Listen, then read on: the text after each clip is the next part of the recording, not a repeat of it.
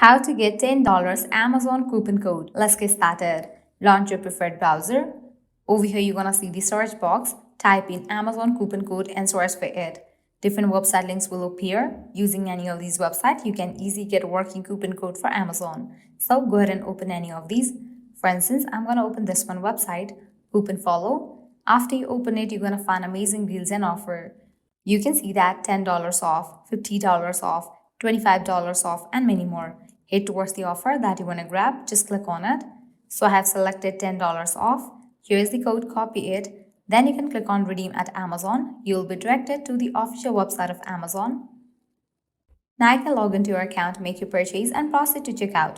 While in the checkout page, you will find the section of code. Over there, type in your code and confirm your order. With that, you will get the discount on your purchase. Also, you can try out other offers. As in this page, you're going to find tons of offers and deals for Amazon.